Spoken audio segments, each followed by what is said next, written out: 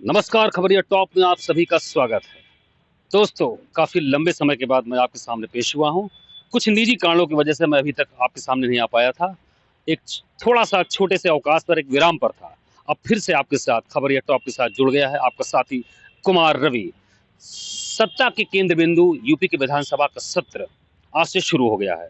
ज़ाहिर-सी बात है कि सदन काफ़ी हंगामेदार रहा। सुबह ही सीएम योगी अपने सिपहसालार सुरेश खन्ना के साथ मीडिया से रूबरू हुए और अनुपूरक बजट के बारे में बताया और तमाम ऐसी बातें बताई।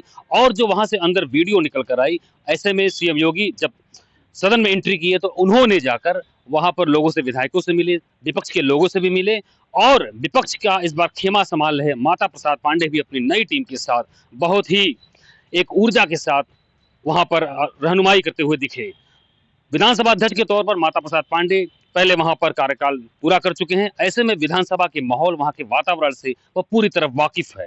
हालांकि सदन के अंदर जो भी हंगामे चल रहे हैं वो तो शाम तक रिपोर्ट आएगी, लेकिन सदन के बाहर जन सुविधा को लेकर, जनता की मांग को लेकर, सत्ता पक्ष को लेकर, विपक्ष को लेकर, जनता के बीच, जनता के नागरिकों के बीच, नागरिक संगठन प्रतिनिधियों के बीच, व्यापारियों के बीच क्या एक जो है सुगबुगाहट चल रही है, क्या उनका आचार विचार बन रहा है। लोकसभा चुनाव के परिणाम आने के बाद जो इस तरह से बदलाव के संकेत देखने को मिल रहे हैं, 2027 का क्या माहौल अभी से होगा, क्या अभी से तैयारी चल रही है, आइए इस पर हम बात करते हैं। यहाँ के एक व्यापारी नेता से जो बीते 2 दशक से यहाँ पर लखनऊ में जो प्रदेश की राजनीति कर रहे हैं और तमाम व्यापारी हितों को जो है, उनके संघर्षों को अलग अलग सरकार के कार्यकाल में उठाते रहे हैं। हमारे साथ यहाँ पर इस समय है राम बाबू रस्तोगी जी, और आइए इनसे हम बात करते हैं कि किस तरीके से आज वो विधानसभा सत्र का जो ये पहला दिन रहा, जो आज शुरुआत हुई, तो क्या लग रहा है कि माता प्रसाद पांडे जो पुराने खिलाड़ी ये विधानसभा के रह चुके हैं बतौर अध्यक्ष, तो ऐसे में विपक्षी खेमा को किस तरीके से वो लीडरशिप करते हुए दिखाई देंगे।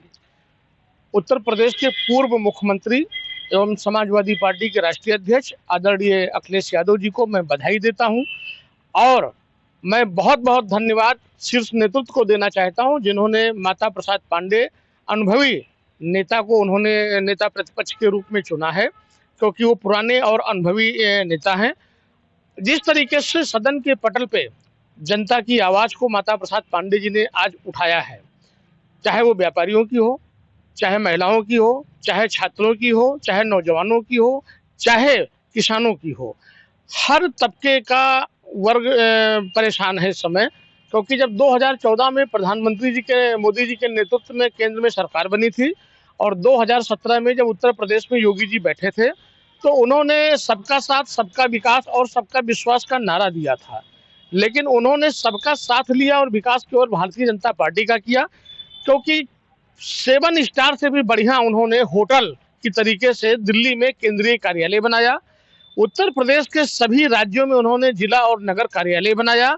आज तक उनको ये नहीं मालूम है कि कौन गरीब किस गांव में मिट्टी के मकान में रह रहा है, बारिश होने पे उसका छप्पर चू रहा है, छप्पर भी नहीं लगा हुआ है। और इस तरीके से जो 5 किलो राशन पे गरीबों को रोक दिया है, तो राशन की आवश्यकता गरीबों को नहीं है। गरीबों को नौकरी पे बात करें, उनको रोजगार पे बात करें, गरीब किस तरीके से गरीबी को छोड़ के आगे बढ़ सकते हैं उस पर बात करें। लेकिन भारतीय जनता पार्टी से जब रोजगार की बात करो तब वो जय श्री राम के नारे लगवाती है। जब आंदोलन की बात करो तो कहती है मैं पाकिस्तान के 10 सर काट के लेके आऊंगा। इन सब बातों पे कुछ नहीं होने वाला है। जनता जागरूक हो चुकी है, जनता सब जान चुकी है और ये भारतीय जनता पार्टी के झूठे नेता भी जान चुके हैं। क्योंकि अभी जो तत्काल जो चुनाव हुआ है लोकसभा का 2024 का, उसमें कहां से ग्राफ कहां आया है। समाजवादी पार्टी के राष्ट्रीय अध्यक्ष जी के कुशल नेतृत्व के वजह से हम 35 लोकसभा सांसद जिता के लेके आए हैं और उम्मीद ये करते हैं कि अभी 35 है और आने वाले 29 में तो हम पूरी 80 में 78 सीटें लेके आएंगे। लेकिन जो तत्काल 2027 है, 2027 में आशा ही नहीं पूर्ण विश्वास है। राष्ट्रीय अध्यक्ष जी का और उनके टीम का कुशल नेतृत्व को देखते हुए उत्तर प्रदेश में पूर्ण बहुमत से समाजवादी पार्टी की सरकार आएगी और आदरणीय अखिलेश यादव जी उत्तर प्रदेश का कमान संभालेंगे। जब एक युवा नेता उत्तर प्रदेश का कमान को संभालता है तो देश में युवाओं की बात करता है, रोजगार की बात करता है, बेरोजगारी की बात करता है, महिलाओं की बात करता है, लूट हत्या डकैती छिनैती की बात करता है और सबका साथ सबके विकास की विश्वास दिला के बात करता है। अखिलेश यादव का एक फार्मूला रहा, पीडीए का फार्मूला, जो लोकसभा चुनाव के इस बीते चुनाव में बहुत तेज चला और इस पर काफी काम हुआ। लेकिन जब विधानसभा में नेता प्रतिपक्ष की बात आई, तमाम कयास लगाए जा रहे थे, तमाम नाम उभर कर आ रहे थे जिन पर चर्चा हुई, लेकिन अचानक पीडीए का फार्मूला बैक कर दिया गया और एक ब्राह्मण कार्ड, ट्रम्प कार्ड खेला। इसके पीछे क्या लग रहा है? देखिए, आप वरिष्ठ पत्रकार हैं, मैं खबरिया चैनल को बधाई देता हूं और आपको भी बधाई देता हूं। और आप लोग ये बताइए कि पीडीए का मतलब होता है पिछड़ा, दलित और अल्पसंख्यक, लेकिन पीडीए का मतलब पंडित, दलित और अल्पसंख्यक भी होता है, ये भी आप जान लीजिएगा। और जो अल्पसंख्यक की बात है, माइनॉरिटी की, तो पंडित 3.5 से 4% हैं, वो भी पीडीए में आ गए। उनको किसी तरीके से ब्राह्मण को सुन लिया। ब्राह्मणों को तो कहा जाता है कि वो कहीं ना कहीं वो कांग्रेस या भाजपा की तरफ झुकाव है, क्या लग रहा है आपको? देखिए, ब्राह्मण सत्य के रास्ते पे चलता है और ब्राह्मण उसी का साथ देता है जिसको देख लेता है कि हाँ, इनके साथ ज्यादती हो रहा है। ब्राह्मणों ने पिछले 2 दशक में देखा है कि क्या माना जाए कि ब्राह्मण सम्मान का भूखा होता है? ब्राह्मण केवल सम्मान का भूखा होता है। ब्राह्मण को सम्मान दीजिए और ब्राह्मण का सब कुछ आप ले लीजिए, ब्राह्मण केवल सम्मान का भूखा होता है। और पीडीए का मतलब पंडित, दलित, अल्पसंख्यक और पिछड़ा, दलित, अल्पसंख्यक 3.5% ब्राह्मण हैं। हम तो उनको अल्पसंख्यक की श्रेणी में लेते हैं, मानते हैं कि वो भी हमारे माइनॉरिटी में है। ब्राह्मण का किसी प्रकार का कोई आरक्षण नहीं है। आज ब्राह्मण जो हमेशा आगे जा रहा है, वो अपने दम पे जा रहा है, अपने बलबूते आगे जा रहा है। अगर राष्ट्रीय अध्यक्ष जी ने सूझबूझ से माता प्रसाद पांडे जी को नेता प्रतिपक्ष बना दिया है, तो इसमें कोई गलत काम नहीं किया। उन्होंने ब्राह्मणों को सबसे बड़ा सम्मान दिया है। व्यापारियों के लेकर, जो मुद्दों को लेकर इस बार जो रहा, जब भी व्यापारी प्रकोष्ठ या बना दिया गया सीएम योगी ने, इसके बाद क्या लग रहा है कि व्यापारियों का झुकाव किधर होगा 2027 के चुनाव में? देखिए, व्यापारी जो प्रकोष्ठ बनाया है, ये केवल जो है औपचारिकता किया गया है। व्यापारी राहत कोष के निर्माण को 500 करोड़ रुपए से मैंने मांग किया था कि 500 करोड़ रुपए से व्यापारी राहत कोष का निर्माण होना चाहिए। किसी व्यापारी के यहाँ लूट, हत्या, डकैती, छिनैती जब पड़ जाए तो उस निर्माण राहत कोष से व्यापारी को मुआवजा मिलना चाहिए। और जब पुलिस के द्वारा उस माल की बरामदगी हो तो उस माल से सरकार के मालखाने में पैसा जमा होना चाहिए। लेकिन ऐसा कुछ भी भारतीय जनता पार्टी के नेता और उत्तर प्रदेश के मुख्यमंत्री योगी आदित्यनाथ जी ने नहीं किया है। व्यापारी हमारा जब वो लूट लिया जाता है तो उसके पास में कोई पूंजी नहीं बचती है, पूंजी लेस हो जाता है, व्यापार से वंचित हो जाता है। उसके आगे एक रास्ता मिलता है कि या तो बैंक से लोन मिल जाए तो व्यापार कर लो, अन्यथा आत्महत्या कर लीजिए। बहुत से व्यापारी, आपने हाल में देखा होगा, बनारस में 2 साल पहले की बात है, उस व्यापारी ने अपनी पत्नी को पहले मारा, फिर बेटी को मारा, इसके बाद अपना आत्महत्या कर लिया। ऐसे गुजरात के व्यापारी हैं, ऐसे दिल्ली के व्यापारी, बहुत से व्यापारी हैं। कहाँ तक मैं आपको उदाहरण दूं, जो आर्थिक मंदी के वजह से अपना पूरे परिवार को खत्म कर लिया और आत्महत्या कर लिया।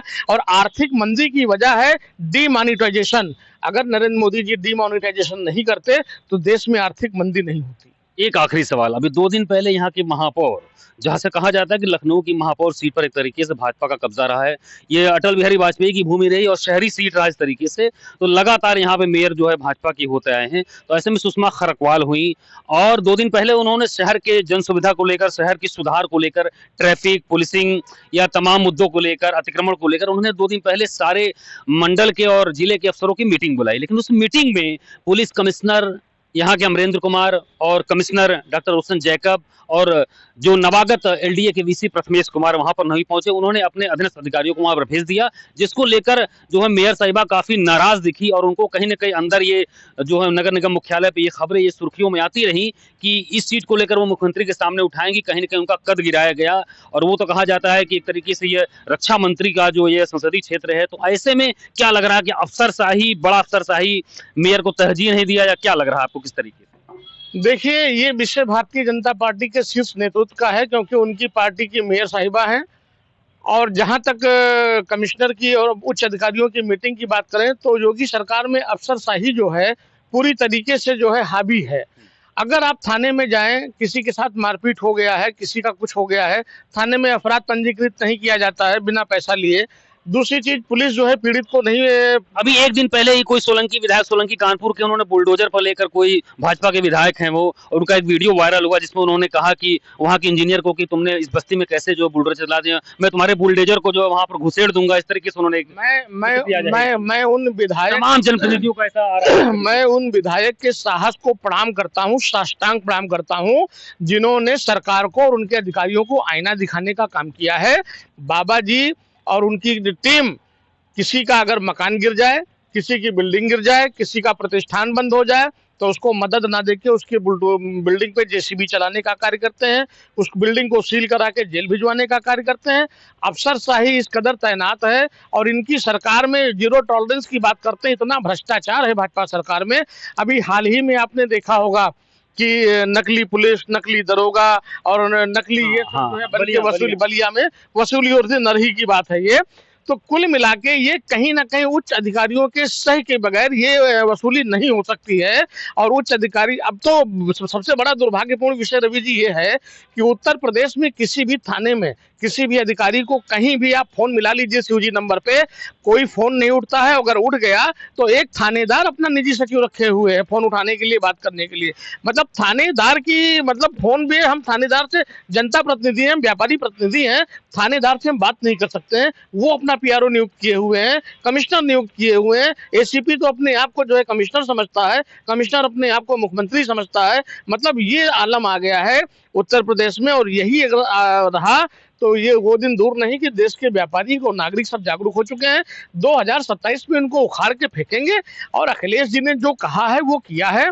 कलेजे में समा जाए उसी को ठेस कहते हैं, समय से पहले मिल जाए उसे संदेश कहते हैं, चारों तरफ हो हरियाली इसी को देश कहते हैं, और कहे जो करके दिखला दे उसे अखिलेश कहते हैं। अखिलेश ने जो कहा है वो करके दिखाया है और आगे भी दिखाएंगे। चलिए, ये फिलहाल यही वही बात दोहरा रहे हैं बार बार। ये रामबाबू रस्तोगी जी हमारे साथ थे, व्यापारी नेता और सपा के समर्थक। और इन्होंने जो बात की, जो एक बार जो अखिलेश के कार्यकाल में होता था कि काम बोलता है, तो ये दिखा रहे हैं कि 2027 में अखिलेश का काम बोलता हुआ दिखेगा। और सूबे की कानून व्यवस्था को लेकर जो उन्होंने जमीनी तौर पर जो बातें बताई, जो चीजें खुल कर आ रही हैं, और मेयर और अफसरशाही लखनऊ में ही उनके बीच जो आपसी टकराव जो देखने को मिला, ये किसी से छिपा नहीं था।